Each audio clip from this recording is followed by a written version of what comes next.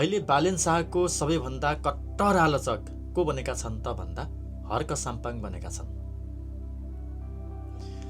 श्रम संस्कृति पार्टीको अधिकांश चुनावी सभाहरूमा अधिकांश समय हर्क साम्पाङले बालेन शाहको आलोचना गरेर बालेन शाहलाई गाली गरेर बिताउने गरेका छन्। यो केही भिडियो क्लिप्सहरू हेर्नुहोस् है त।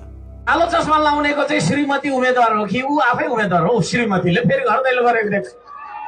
अचम्म लाग्छ हौ होइन छक्क पर्छ।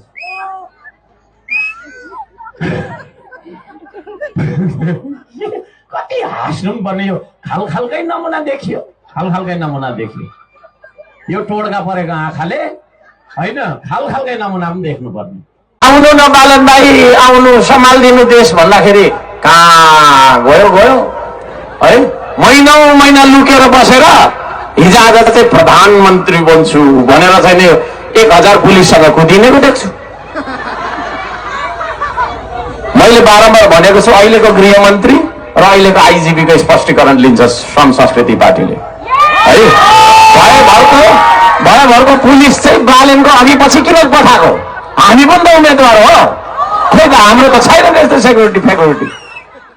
बालेनले नो एमसीसी भनेर एउटा कार्यक्रम गरेर देखाओस्, त्यसपछि सोच्नु तपाईँले भोट हाल्ने कि नहाल्ने भने। अब एउटा पार्टी घन्टी हल्लाएर विकास गर्छ भन्छ है। आर्थिक विकास कसरी गर्ने भन्दा टिङ्लिङ टिङ्लिङ बजाइदिन्छ। शैक्षिक क्रान्ति कसरी गर्ने टिङ्लिङ टिङ्लिङ बजाइदिन्छ। ए बाबा स्वास्थ्यमा कसरी सुधार ल्याउने टिङ्लिङ टिङ्लिङ गरिदिन्छ। अनि त्यतिखेर त सबै मान्छे लुकेको थियो त थिएन। अहिले आएर त ठुलो नेताहरू गरेर 4-5 महिना चाहिँ कहाँ गएको थियो त? आउनु पर्दैन त्यतिखेर?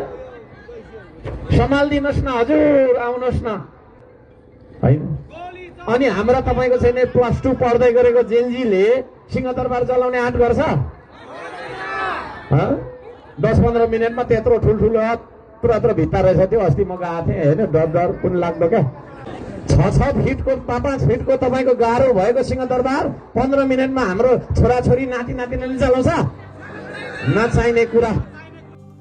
धरानका पूर्व मेयर हर्क साम्पाङ र काठमाडौँका पूर्व मेयर बालेन शाह यी दुवैजना स्वतन्त्र उम्मेदवारबाट निर्वाचित भएका चर्चित पूर्व जनप्रतिनिधिहरू हुन्। तर पछिल्लो समय यी दुई बीचको सम्बन्ध चिसिँदै गएको छ। स्थानीय तह निर्वाचन 2079 मा स्वतन्त्र उम्मेदवारको रूपमा निर्वाचित बनेपछि हर्क साम्पाङ र बालेन शाह यी दुवैजनालाई परिवर्तनको प्रतीकको रूपमा हेरिएको थियो। जनताले उनीहरू दुवैजनाबाट फरक शैलीको नेतृत्वको अपेक्षा गरेका थिए। धरानमा हर्क साम्पाङ श्रमदान, खानेपानी अभियान र प्रत्यक्ष जनसहभागिता मार्फत चर्चामा आए। उता काठमाडौँमा बालेन शाहले अवैध संरचना हटाउने, प्रशासनिक सुधार र कडा निर्णयको कारण लोकप्रियता कमाए। सुरुवाती दिनमा यी दुवै नेताबीच सकारात्मक सम्बन्ध देखिए पनि पछिल्लो समय भने परिस्थिति एकदमै फरक देखिन्छ। हर्क साम्पाङले सार्वजनिक कार्यक्रमहरूमा र सामाजिक सञ्जालमा बालेन शाहप्रति आलोचनात्मक टिप्पणीहरू गर्दै आइरहेका छन्। तर बालेन शाहले भने यस विषयमा अहिलेसम्म खासै प्रतिक्रिया दिएका छैनन्। तर केही समय अगाडि बालेन शाहले सामाजिक सञ्जालमा एउटा स्ट्याटस लेखेको थियो। त्यो स्ट्याटसले भने चाहिँ निकै चर्चा कमायो। त्यो स्ट्याटस थियो, डियर हर्क साम्पाङ, तिमीले मलाई जति गाली गरे पनि म तिमीलाई माया गर्न छोड्दिन। एकतर्फी नै सही, तर मेरो माया साँचो हो। You are my true love. उनले लेखेको यो स्ट्याटसले धेरै नै चर्चा कमाएको थियो।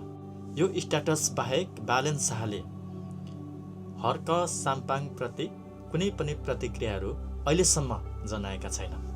आखिर के कारणले बालेन शाह र हर्क साम्पाङको सम्बन्धमा दूरी बढी होला? काम गर्ने शैलीको फरकपन या राजनीतिक दबाव, अर्थात् सामाजिक सञ्जालको प्रतिस्पर्धात्मक प्रभाव? कारण के हुन सक्ला? कारण जेसुकै भए पनि यति बेला जनताहरूले नेताहरू बीच विवाद भन्दा सहकार्यको अपेक्षा गरेका छन्। अब हर्क साम्पाङ र बालेन शाह बीचको सम्बन्ध सुधार हुन्छ कि अझ बढेर जान्छ त्यो भने हेर्न बाँकी छ।